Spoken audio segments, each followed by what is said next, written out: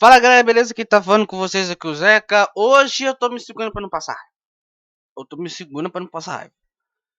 Comentar um pouquinho sobre o jogo de ontem, válido pela quarta rodada da fase de grupos da Copa Sul-Americana. 1-1 entre Corinthians e América de Cali. Eu não sei. Esse time do Corinthians, de qualquer época, nunca vi equipe tão alérgica à competição da Conmebol que nem a equipe do Corinthians, cara. Nunca vi. Nunca vi. Vamos ver. Primeiramente, vou comentar sobre os dados da partida. O jogo terminou em 1-1. O Memphis Depay fez um gol. Ó. Memphis Depay fez no finalzinho do primeiro tempo. Só que deu uma bobeada sinistra da zaga do Corinthians. Sinistra. Foi lá, o América de Cali foi lá, buscou o empate. Para eles, o empate saiu um gol marcado pelo Otaloura. Para eles, saiu mais no lucro ter empatado do que pra gente. Por quê? Fora de casa, né? Os caras estão jogando fora de casa, saindo mais no lucro. Agora, pro Corinthians, vai sair um pouco mais prejudicado. Claro, né? Que a equipe do Racing do Uruguai, que é a próxima equipe que o Corinthians vai jogar, que vai jogar lá no Uruguai, é mais fácil de ganhar. Mas tem o seguinte: o América de Cali vai jogar com o Huracan. O Huracan praticamente eu acho que já vai classificar em primeiro. A briga pro Corinthians é com o América de Cali para conseguir a vaga no playoff. A vaga no playoff para disputar com o terceiro colocado de um grupo aí da Libertadores, quem vai passar para a próxima fase da Sul-Americana. Essa que vai ser a briga agora. Aí pro Corinthians tem que fazer o serviço dele, vencer o Racing, e torcer para que pelo menos o Huracan vença do América de Cali. Mas daí o Corinthians tá vivo ainda para pensar em ir pro playoff. Você vê o tanto que o Corinthians se complicou nessa rodada. É complicado. E lembrando, hein, só para reforçar aqui, o Corinthians vai jogar contra o Racing do Uruguai lá no Uruguai. Enquanto isso, a equipe do América de Cali vai jogar em casa contra a equipe do Huracan. Você vê, Corinthians ele se complica muito sozinho, cara. Às vezes o Corinthians se complica sozinho. Você tem uma ideia. Mas enfim, ó, só reforçando aqui as jogadas aqui, ó. Vamos ver as estatísticas. O América de Cali teve 12 chutes a gol contra 9 do Corinthians. Teve 4 chutes a gol contra 3 do Corinthians. Teve mais posse de bola, mais passes certos, faltas menos cometidas e menos cartões amarelos. Os jogadores do Corinthians tomaram 4 cartões amarelos. Vocês veem aqui. E a equipe do América de Cali teve 5 cobranças de escanteio para ser cobrado. Mas enfim, beleza. Vamos lá. Vamos recapitulando tudo na jogada. A gente falou que teve o gol feito pelo Memphis Depay, beleza. Tudo certo, tranquilo. Aí numa jogada de cruzamento na área, que é impressionante. Uma coisa que mais me incomoda no campo defensivo do Corinthians é que os caras não conseguem marcar a bola aérea. Pode ter certeza. A maioria dos gols que o Corinthians toma é tudo de bola aérea. Tudo de bola aérea. Eu posso falar certeza, eu sempre falo. O Corinthians com o Hugo Souza é um outro time, porque ele tomaria menos gols que com o Donelli. O Donelli é um goleiro, apesar de ser um goleiro que está tentando se procurar, no momento ele é muito fraco para jogar numa equipe que nem o Corinthians. Né? O Souza eu vejo com um goleiro bem mais preparado. Né? Ele consegue fechar bem o gol, ser bem seguro. Só que a linha defensiva do Corinthians é horrível. Horrível. Ó, vamos lá. Ó, reforçando aqui, ó, as escalações. Que mais me incomoda. Ó, agora que eu percebi. Essa linha defensiva com o André Ramalho e o Léo Maná me dá raiva. Porque eu já vi defensor ruim, mas que nem o Léo Maná e o André Ramalho é sacanagem. Sacanagem. Me dá agonia ver esses dois jogarem pelo Corinthians, cara. Me dá agonia. E também tem a questão. Olha, a coisa que mais me incomoda especificamente é a equipe do Corinthians não fazer nenhum tipo de reforço pro meio defensivo. Os caras não fazem reforço. Pô, claro, né? Trouxe o Angelério deu uma ajeitada um pouquinho no campo defensivo, mas, cara, a gente precisa de mais um zagueiro, de mais um lateral. Porque, pra mim, o André Ramalho não serve para ser defensor da equipe do Corinthians. Ele é muito fraco. Muito fraco. Mesma coisa que o Félix Torres. O Félix Torres também é muito fraco para ser defensor do Corinthians. Impressionante. E essa crise interna que tá tendo no Corinthians, que a gente vai chegar nesse tópico daqui a pouquinho, a gente vai comentar um pouco sobre, não deixa o Corinthians contratar, claro, né? Não tem aquele, tipo, nessa malha da agulha pra tirar dinheiro, você dá um tiro do rabo pra contratar. O Corinthians não tem isso. Não tem dinheiro para contratar. Tem que saber pesquisar bem do mercado. E isso o Corinthians não tá fazendo. Quando tem oportunidade de janela de mercado para contratar esse professor, o Corinthians não aproveita. Tem que aproveitar, cara. Porque eu vejo o meio-campo e o ataque do Corinthians está bem sólido. Porque tem caras como Rodrigo Garro, como o Alberto, como o Memphis. Por favor, não levar no duplo sentido. Seu jeito tá paulada. Mas o calcanhar de Aquiles da equipe do Corinthians, essa equipe do Corinthians aqui, é o campo defensivo. É um campo defensivo. Porque os laterais e os zagueiros do Corinthians são muito fracos.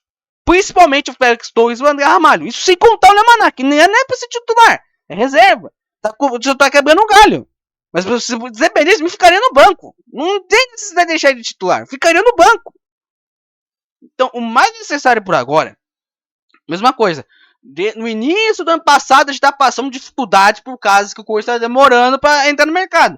Lembrando, antes de ter aquela remontada do início do ano passado que ajudou o Corinthians a jogar pela Libertadores, mas no final acabou não dando em nada, porque tomou um pau do Barcelona de Guayaquil na pré-Libertadores, né?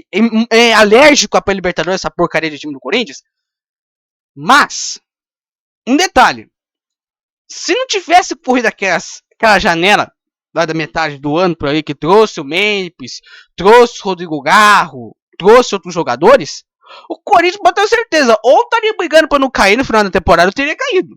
Isso eu tenho certeza. Se não fosse os reforços especificamente, pode ter certeza, o Corinthians estaria lutando para não cair, ou já teria caído.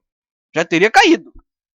E se o Corinthians não fazer reforços, não trazer reforços pro meio defensivo, vai passar por esse mesmo problema. Vai ficar passando sufoco para não lutar para não cair. E se bobear pode até cair. Mas, dessa vez, o Corinthians vai ser salvo pelo gongo. Porque tem equipes piores do que o Corinthians. E nada contra que é Santos. Mas o Santos, hoje em dia, eu vejo uma equipe pior do que a do Corinthians. Porque tá uma bagunça interna. Colocaram o Kleber Xavier, que praticamente está começando como treinador. É uma estratégia muito arriscada que a equipe do Santos está fazendo. É uma estratégia suicida, que eu já comentei numa transmissão agora de mais 3 minutos que eu comentei. É uma estratégia suicida que a equipe do Santos está fazendo. Chamar um técnico que nunca sequer treinou uma equipe de futebol.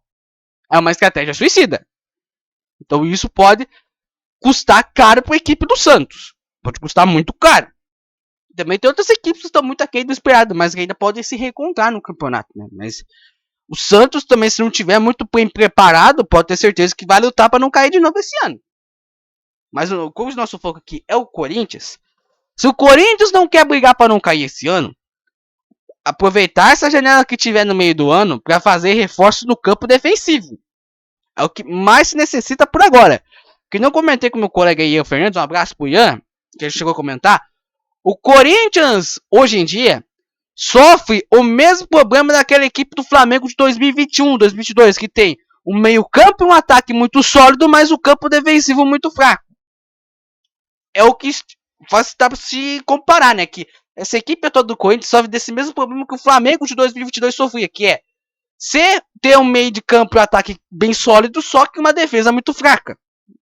Então, se o Corinthians quer brigar por título nessa temporada, se o Corinthians quer ficar tranquilo, não brigar para não cair, pelo menos conseguir uma vaguinha na Libertadores, porque eu vejo, hoje em dia, se manter essa equipe aqui até o final do ano, mesmo com reforço, eu acho que o Corinthians não vai ter condição de brigar pelo título brasileiro. No máximo até uma Copa do Brasil, mas título brasileiro não. Título brasileiro não. Eu não vejo essa equipe do Corinthians como equipe favorita para brigar por título no Campeonato Brasileiro. Mas acho que se trazer uns reforços para a equipe, reforços bons para a equipe, principalmente no campo defensivo, que é o mais que precisa. Precisamos de zagueiro e precisamos de lateral para a equipe do Corinthians. É o que mais importa agora. O Corinthians consegue fazer um desempenho legal nas Copas. Isso se o Corinthians não for eliminado da Sul-Americana. Mas eu acho que se ficar na Copa do Brasil e a equipe do Corinthians trazer reforços bons, o Corinthians tem muita condição para brigar pelo título da Copa do Brasil esse ano. Se fizer bons reforços. Lembrando, Dorival Júnior é aquele técnico, tipo que, nossa, melhor técnico do mundo. Não, a gente viu o exemplo da seleção brasileira, né? Claro, né? A seleção brasileira é um outro esporte, né? Tem um monte de esquema envolvido, principalmente com a zona que tá a CBF, né? Vocês bobear daqui a pouco, até o final de mais, a gente não sabe nem se o Edinaldo vai continuar no cargo, gente. Pra vocês terem uma ideia. Como tá a zona que tá a CBF. Mas a questão é a seguinte. Dorival, quando dá um time pra ele, e ter muito ego envolvido, ele consegue separar esses egos. Isso é o ponto positivo do Dorival Júnior.